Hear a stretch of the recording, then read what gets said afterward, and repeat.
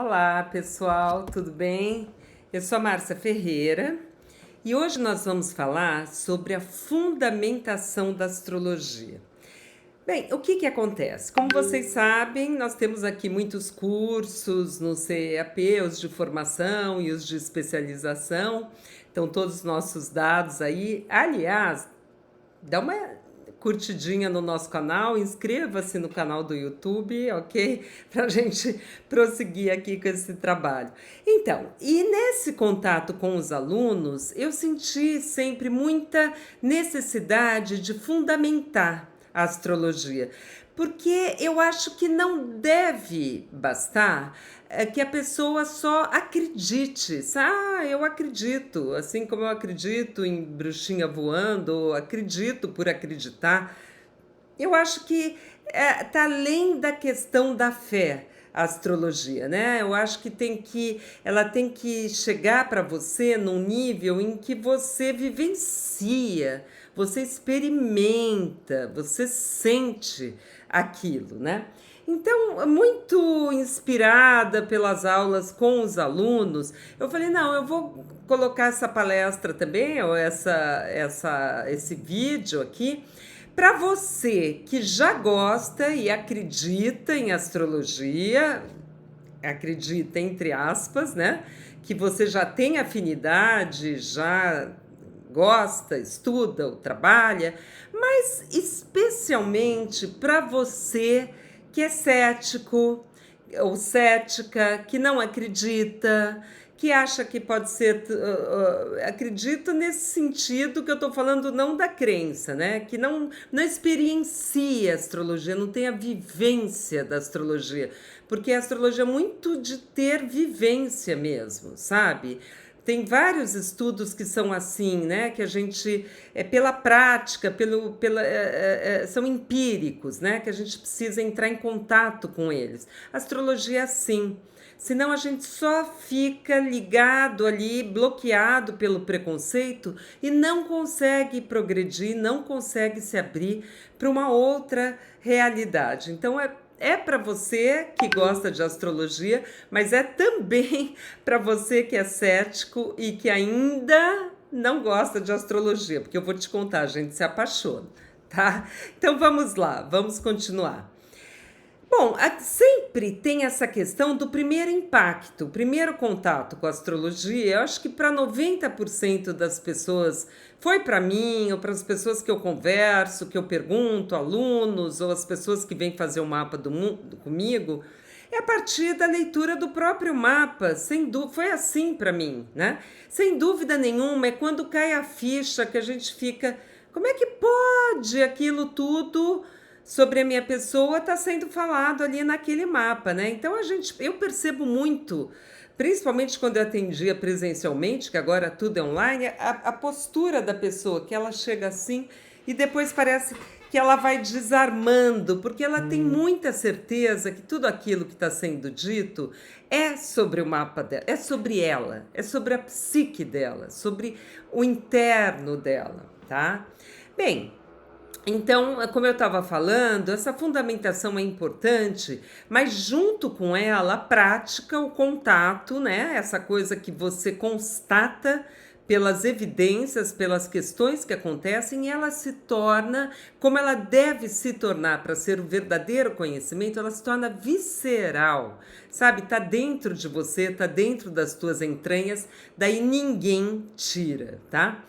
Eu posso falar por mim mesma, na minha época lá, nos anos 90, era muito mais difícil, a aceitação em relação à astrologia era muito, muito menor.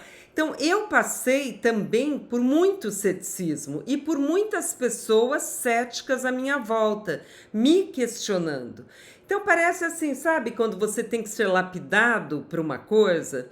Então eu falo para os alunos, vocês podem duvidar o quanto vocês quiserem, vocês estão falando com a pessoa certa, porque eu passei por todo esse processo, até o processo em que você aceita e melhor, você começa a usufruir do benefício de tudo que ela te traz de informação, né?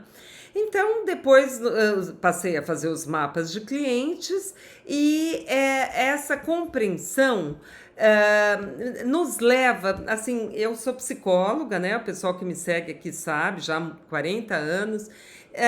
No começo da faculdade, a gente tem muito essas discussões sobre determinismo ou livre-arbítrio, né? O que nasce com você ou o que você adquire pela família, pelo meio ambiente. Quando a gente adentra este conhecimento da astrologia, a gente acaba indo muito mais para um lado, a balança pende mais, não diria muito mais, mas pende mais para uma compreensão mais de um determinismo, daqui são os arquétipos que o Jung falou, a gente nasce com aquela linguagem arquetípica, com aquela configuração, né? Os arquétipos estão ali demonstrados pelos planetas, signos, por todas as configurações do mapa, né? Então, você acaba pendendo mais para um determinismo, só que tem uma coisa, na astrologia psicológica a gente não é nem um pouco determinista, no sentido de falar, você nasceu com isso, você estará fadado a viver com aquelas complexos ou com aquelas questões do mapa. Não, dentro daquela forma que você... o primeiro passo é o reconhecimento e a aceitação, é o primeiro passo, né? Mas dentro dessa forma que lhe foi dada e que essas forças arquetípicas nos tomam, não é? Não somos nós que escolhemos. Dentro disso existe um diapasão enorme onde você pode exercer o seu livre-arbítrio. Você pode, dentro daquilo, utilizar toda aquela forma que foi dada a você da melhor maneira possível. Isso eu garanto, tá, gente? Então aí o seu livre-arbítrio, ele aumenta muito mais, tá? Mas o primeiro passo é a aceitação. Primeiro é o conhecimento. Este é o primeiro, tá? Que é o que a gente faz com leitura de mapa. O segundo passo é o reconhecimento e aceitação, né? Reconhecimento que aquilo está dentro de você, de bom e de ruim, digamos assim, porque todos os mapas têm o seu lado bom e o seu lado mais complicado, ok?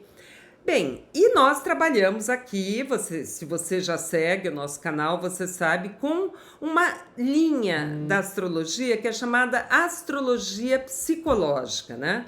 Que preza todos estes, todas as técnicas astrológicas, aliás, com muita reverência, com muito respeito e com muito cuidado.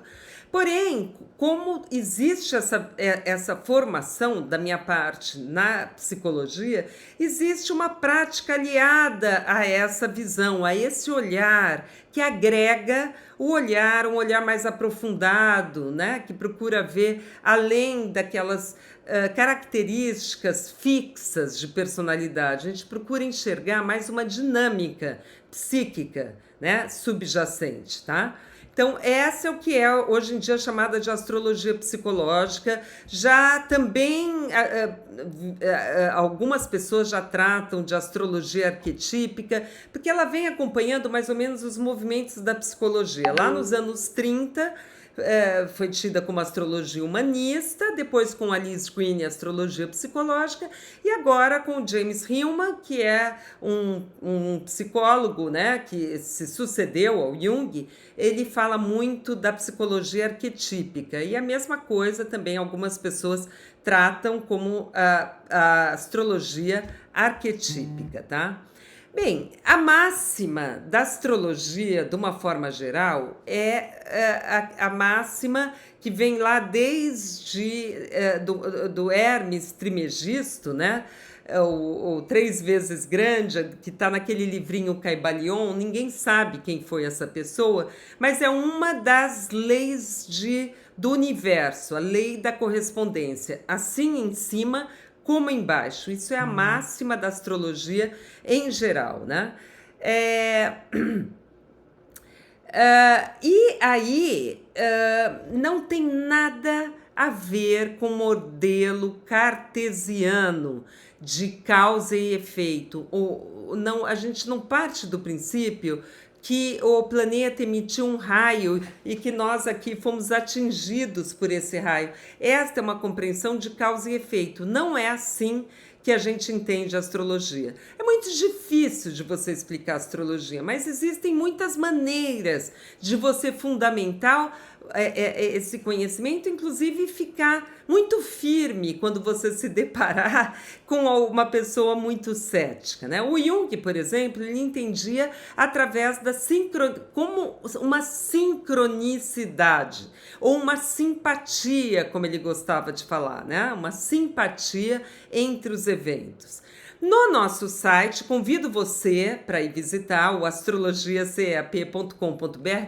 Na seção, você vai baixando, tem uma seção de artigos nacionais e internacionais, muitos artigos interessantes, e tem lá a teoria, um dos artigos é do David Bohm, que ele fala da teoria do holomovimento, né? Então, o David Bohm foi um físico americano que trouxe várias contribuições para a física quântica, bem contemporâneo, ele faleceu nos anos 90, tá? E ele fala dessa teoria do holomovimento. Se você quiser uma fundamentação pela física quântica, vale a pena você ler esse artigo, né, onde ele fala do experimento com um fio de tinta azul num vaso com nitroglicerina transparente, e conforme ele era sendo rodado, aquele fio de nitroglicerina ele sumia, né? Rodado num aparelho especial, e depois, quando ele era rodado ao contrário, ele reaparecia. Ou seja, o que ele conclui é o seguinte: o fio nunca deixou de estar lá, aquela tinta azul, né? Mesmo quando aparentemente eliminada. É a mesma coisa que acontece com esse assim em cima como embaixo, o macro, representado no céu, que é o mapa que nós fazemos, o mapa natal, e o micro, que é o ser humano que nasce num determinado minuto, hora e local, e nesse exato momento um mapa é traçado, né, com essa analogia com o céu. Então, com essa correspondência, essa simpatia, né? Nessa teoria do holomovimento, ele dizia o seguinte: a natureza da realidade é uma única e inquebrantável integridade em movimento de fluxo. Ou seja, tudo está ligado, mesmo que nós não vejamos aparentemente, na micropartícula do elétron existe a correspondência maior. É isso que a física quântica diz. Na menor partícula, né, na micropartícula do micro, haverá a informação do macro contida nessa partícula. Tá certo? Tá? Então, é mais ou menos esse raciocínio. Então, a gente pode pensar, por exemplo, tem essa frase do Yogananda: a alma só desce à matéria quando existe harmonia matemática entre o cosmos e o karma individual. Gente, o Yogananda, um guru indiano, né? E ele, nessa frase, parece que ele está falando exatamente da astrologia, não é verdade? Né? Então, a alma só desce à matéria quando existiu uma harmonia matemática entre o cosmos e o karma individual. Então, quer dizer, a gente vem de um contínuo espiritual, de uma jornada espiritual, com essa vivência agora corporal, nesse momento, nessa vida, né? A gente pode entender assim por uma visão mais espiritual, né? Então, por isso, nesse contínuo espiritual existe uma lógica que não nos cabe, né? Uma harmonia que naquele momento seria um momento propício para aquela alma, né, reencarnar num corpo físico, né? E segundo o livro tibetano dos mortos, este lapso de tempo entre a morte e a reencarnação é somente de 49 dias. Olha só que loucura, né? Bem, então, nós podemos pensar também por uma visão mais psicológica que ali na vida intrauterina ainda não tem um ego, uma pessoa que fala, meu nome é tal, eu tô aqui, que dia que é hoje, me reconhecendo como uma pessoa separada. Não, tá tudo ali misturado, né, no corpo da mãe, com as sensações da mãe, fica tudo, o bebê vivencia aquilo de uma forma muito sensorial, né? E aí o mapa vai mostrar também este momento dessa vida pré-natal. Então, o alcance do mapa vai além dessa vida, eu diria, né? Nessa também fala da gestação no ventre materno. E aí, então, quando a pessoa nasce, ela nasce com uma semente em potencial para ser desenvolvida nesta vida, vivência corporal, né? Com aquele script, né? Para ser vivido, né? O processo de individuação, como dizia o Jung, né? Agora, vejam só que interessante, né? Essas 3 frases do James Hillman. O James Hillman, como eu falei, ele é um psicólogo americano, de fama internacional, né? Ele é um pós-junguiano, né? E ele estudou em Zurique também, né? Ele é um seguidor do Jung, mas ele trouxe muitas novidades, né? Por exemplo, ele fundou, né, a psicologia arquetípica. E ele tem um livro que se chama Código do Ser. Neste livro, olha só as frases que eu trouxe aqui para você ver. Por exemplo, a alma de cada um de nós recebe um daimon único. Daimon é como um líder da nossa alma, um supervisor, né? Um daimon único antes de nascer que escolhe uma imagem ou um padrão a ser vivido na Terra. Olha como é profundo isso, gente. Quer dizer, então existe uma uma pré-concepção, vamos dizer, os neoplatonistas estudaram muito isso, né? Como que uma imagem para ser vivida naquele momento, né? Naquele nascimento. Uma outra frase, a teoria do fruto do carvalho propõe que todos nós nascemos com uma imagem que nos define. Nesse livro, que se chama O Código do Ser, ele fala muito sobre isso, fruto do carvalho, como nós nascemos como essa semente, essa potencialidade para ser desenvolvida. Uma outra frase, cada pessoa entra nesse mundo tendo sido chamada. Olha só, ideia que vem de Platão. O Jung falava demais disso tudo, né? Então, por exemplo, o Jung, ele falou muito do daimon pessoal de cada um, né? Nesse livro que eu sempre estou trazendo aqui para vocês, que eu acabei de traduzir, da Liz Greene, né? O Jung's Studies in Astrology, ela fala muito dessa concepção do daimon pessoal do Jung, né? Então, este daimon seria como um guia, né? Que vem trazer essa proposta de vida, né? E vem cumprir os vários níveis de vida da alma, né?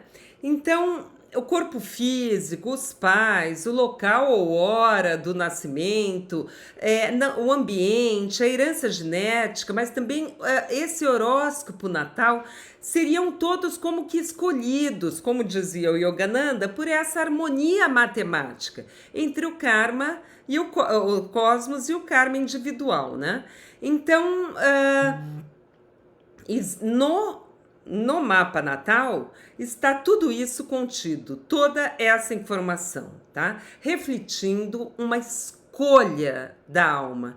Eu acho muito bonito isso, né? Uma coisa muito, muito profunda que transcende somente essa vida, né? Eu tô jogando algumas ideias para vocês, tá?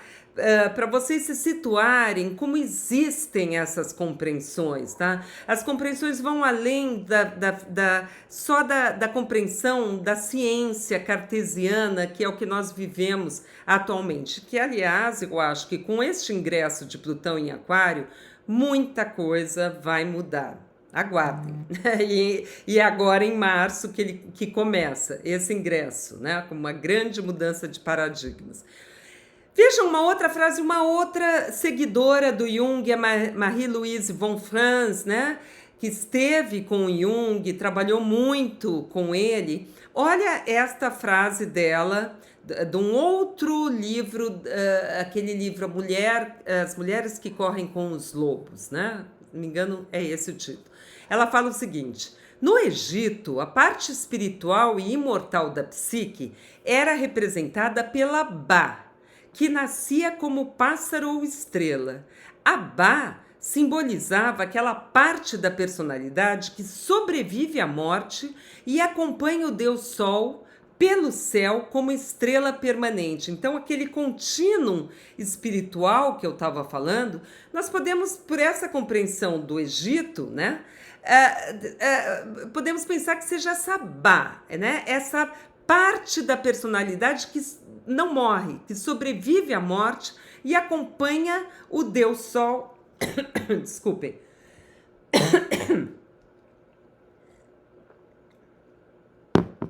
Pelo céu como estrela permanente. Assim, a estrela tem a ver com a eternidade do aspecto único da personalidade. Eternidade de um aspecto da personalidade. E é isso que foi projetado na estrela. Veja, uma outra pessoa que não é astróloga, assim como na fala do Yogananda, parece que ela está falando da astrologia, não é verdade? Tá? São compreensões análogas. E chegamos no nosso querido Jung, que a gente segue muita coisa aqui do Jung, aqui no CEAP, no Centro de Estudos de Astrologia Psicológica, né?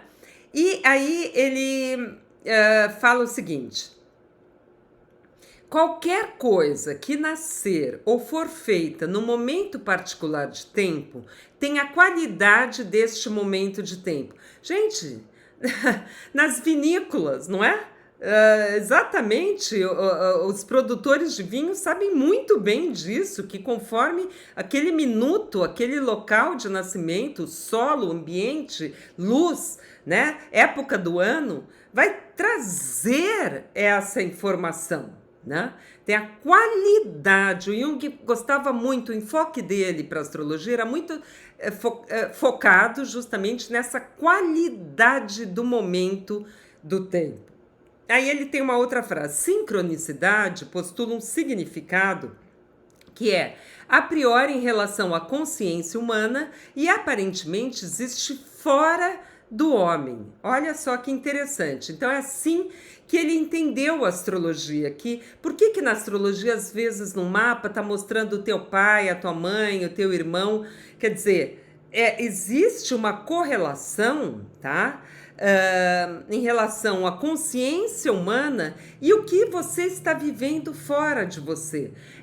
É um assunto complexo, né? Não vai dar para a gente se aprofundar agora nisso, mas é uma das maneiras que a gente pode se basear para compreender a astrologia, porque daí ele fala das propriedades psicoides dos arquétipos, que ele fala o seguinte: concepção dos arquétipos como padrões autônomos de significados que informam tanto a psique como a matéria, promovendo uma ponte entre o mundo interno e o mundo externo. Então ele tratou dessas propriedades psicoides dos arquétipos, dizendo que existe alguma correlação entre o que acontece dentro da gente e o que acontece fora, né? Informam tanto a psique como a matéria. Existe essa ponte, né? Daí a gente pode também entender muitas coisas, até de previsões, né? Que a gente vê nos mapas, né? Bem, deixa eu pôr para cá também um pouquinho.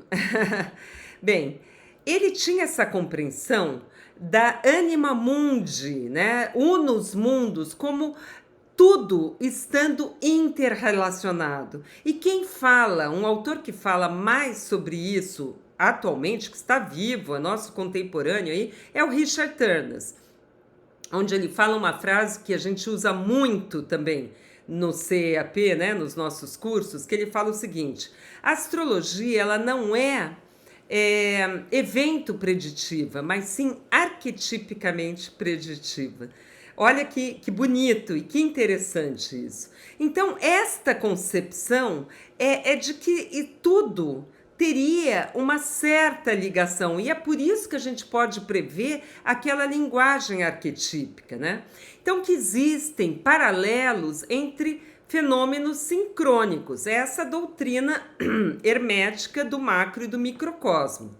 E ele fez uma pesquisa muito interessante que é tratada até hoje com uma certa ambiguidade pelos próprios psicólogos junguianos, né?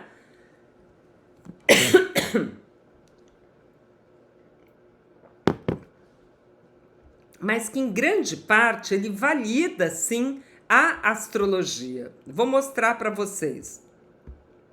Essa pesquisa está nesse livro que se chama Sincronicidade, que existe em português, é um livrinho pequenininho, onde ele fez uma pesquisa com mapas de 303 casais. Isso significa mais de 600 pessoas, concordam? Casais. Aonde eles viam que existia uma correlação, casais casados já, de muito tempo, quer dizer, teve um motivo para aquelas pessoas resolverem se casar. Alguma afinidade astrológica tem que ter. Foi o que ele pensou. Então, ele correlacionou a Lua no mapa de um com a Lua no mapa de outro, a Lua no mapa do A com a Lua no mapa de B, ou o Sol ou o ascendente, tá? E ele concluiu o seguinte: veja como essa ambiguidade não procede, porque esta frase que eu vou falar agora é do Jung e está nesse livro, que ele fala o seguinte: a improbabilidade de haver uma coincidência nas 3 conjunções lunares é tão grande que nós somos forçados a considerar a existência de um fator responsável por isso. Olha só, está nesse livro. Então, ele viu sim correlações, né? Em algum momento ele fala que estatisticamente o resultado é muito pequeno, mas deu sim algum resultado. E daí o Jung, gente, apesar do que muita gente fala que ele era astrólogo, ele não era astrólogo, né? Ele era um médico que trabalhou com a psicologia analítica a vida inteira. Mas mesmo assim, muito mais do que muitos astrólogos, ele fez essa pesquisa que não é tão pequena assim. Com mais de 600 casos, vocês concordam, tá? Então a gente pode, por ele não ser exatamente astrólogo, a gente pode até questionar ali as orbes que ele utilizou para os aspectos, sabe? Eu, pelo menos, quando eu li, eu questionei. Se ele tivesse usado outras órbitas, poderia ter dado resultados até mais verídicos. Mas eu vejo, assim, bom, toda a obra dele, né? Ele era uma sumidade e esse estudo, essa pesquisa que ele fez, eu vejo como tendo muito, muito valor. E ele pegou coisas que independem, né, de momento, de fatores externos. Casamento é uma coisa já no século XIX, né, e começo do século XX, que as pessoas não casavam obrigadas, né, supostamente por amor, alguma afinidade ele devia ter. Então ele pegou no cerne da questão. Eu achei que foi muito inteligente da parte dele.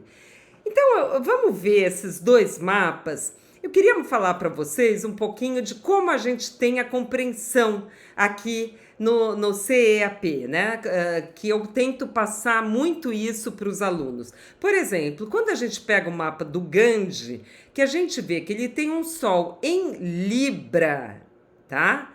Na casa 12, e um ascendente em Libra. E depois a gente vê que ele tem Mercúrio, Vênus e Marte em Escorpião, em oposição a Plutão. Vênus e Marte em oposição a Plutão, tá?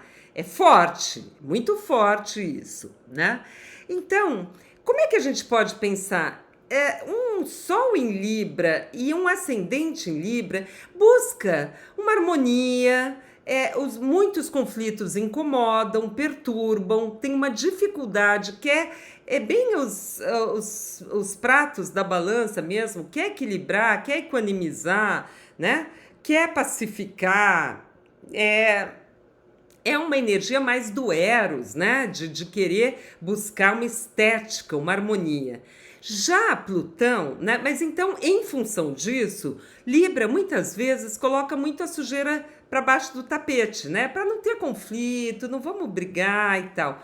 Mercúrio, desculpem, Escorpião é muito oposto a isso, tá certo? E ainda é um escorpião que é um estélio, um conjunto de planetas, Mercúrio, Vênus e Marte, sendo que Plutão, que é o regente de escorpião, se opõe a Vênus e Marte. Então tá falando muito alto o lado escorpiônico dele. Como é que ficam? É isso que eu. Essas tendências tão opostas dentro. Como é que fica essa conversa dentro da pessoa?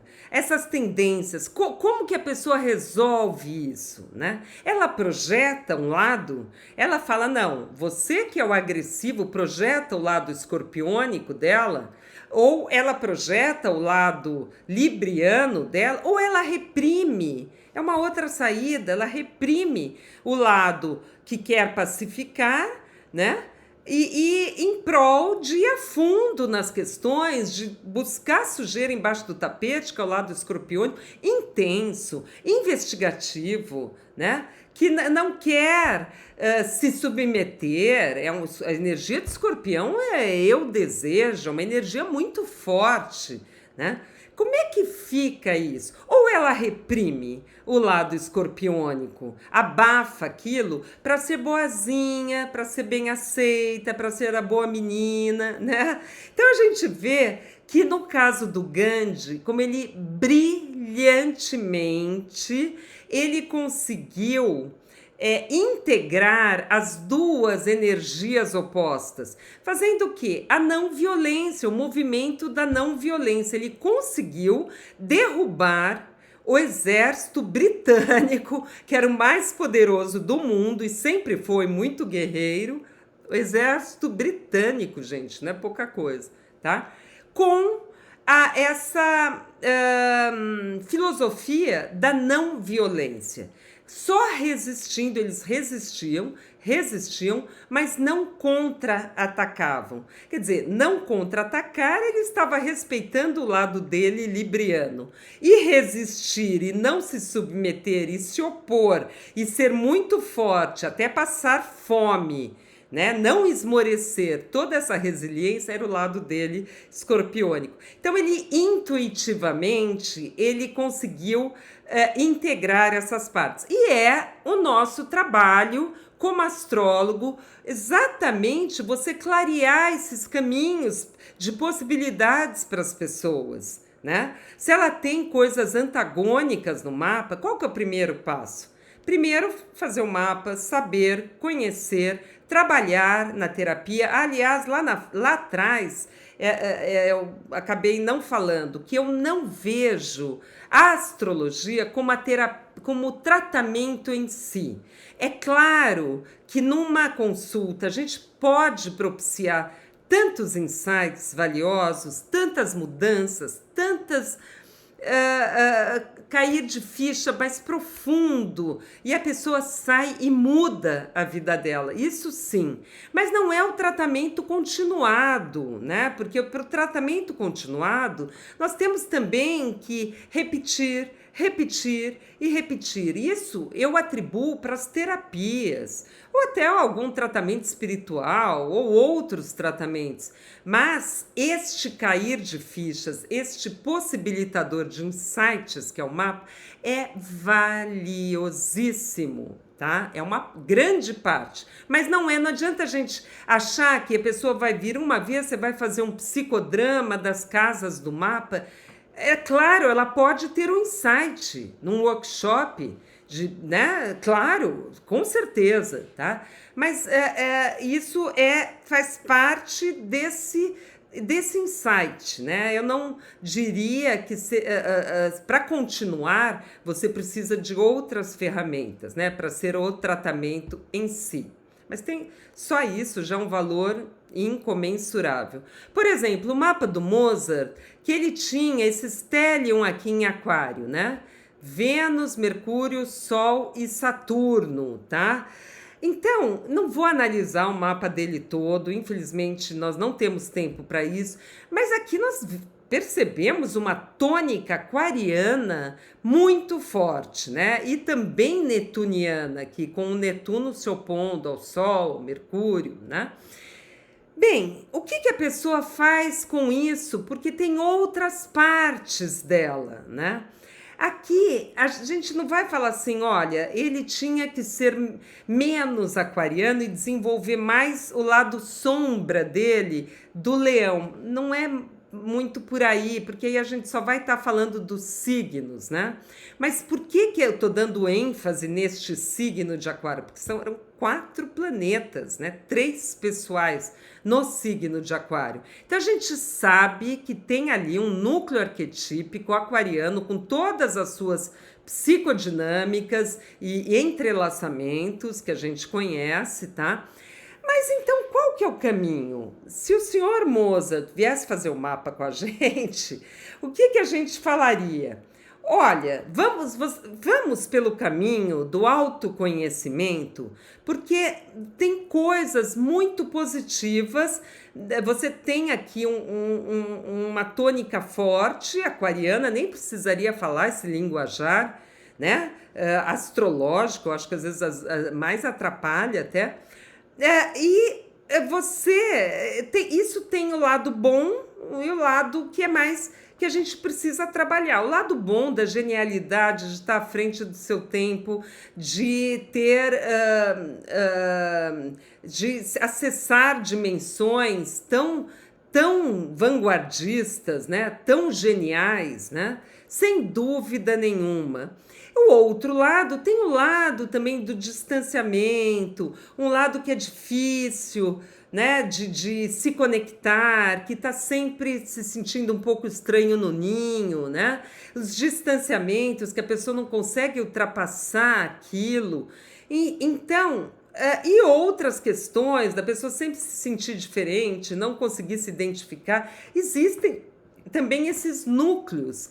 E é assim que a gente vai conduzir a sessão e trabalhar com a pessoa para que ela se dê conta, para ela perceber e para como que isso pode ser melhor controlado ou se arrefecer. Só da pessoa perceber já melhora. Só de ter um insight e cair a ficha já melhora. A pessoa aquilo já começa a entrar na parte consciente, no ego, e a pessoa ter um pouco mais de controle, tá? Então, para terminar, gente, eu gosto muito dessa frase da Liz Greene, que ela fala o seguinte: a astrologia nos fala não só sobre o eu que conhecemos, mas também sobre o que não conhecemos. Olha que bonito que é isso, não é verdade? E é esse que é o trabalho nosso na astrologia psicológica, de propiciar estes insights, focando, como eu falei, não nas características externas, fixas da personalidade, toda essa coisa que falam da astrologia, que você já sabe, a gente já sabe. Não é isso. A gente vai focar muito mais no mundo interno, porque tudo que surge na vida atual do indivíduo é fruto de questões ali mais profundas que ficaram no inconsciente. Então não é uma questão de voltar ao passado, mas é uma questão de atualizar nos relacionamentos atuais e perceber e ter o insight dessas questões mais profundas. Então a gente consegue atingir um nível muito profundo desses núcleos primitivos que ficaram lá soterrados no inconsciente. É claro que com tudo isso, como eu explico para os alunos, a gente tem que caminhar junto com o cliente, não é quebrando já as defesas do cliente, falando, você tem tal coisa, você é assim, não é nada disso, tá? É sempre dando suporte e caminhando junto com a pessoa, com o cliente, tá? Então, olha, muito obrigada pela tua atenção. Aqui estão os nossos dados. Eu peço tanto para você curtir os nossos outros canais, como também, se você ainda não se inscreveu, para você se inscrever nos nossos canais, tá? Porque daí você fica em contato com a gente, você vai ver sempre os anúncios da nossa newsletter, você pode assinar a newsletter sem compromisso e receber notícias do mês que está adentrando, né? E você fica sempre sabendo de muitas coisas. E também tem os nossos cursos aqui, que você é muito bem-vindo, os mapas que eu estou sempre atendendo, sempre com essa visão da astrologia conjugada com essa visão também da psicologia, tá? Muito obrigada, um grande abraço, até a próxima.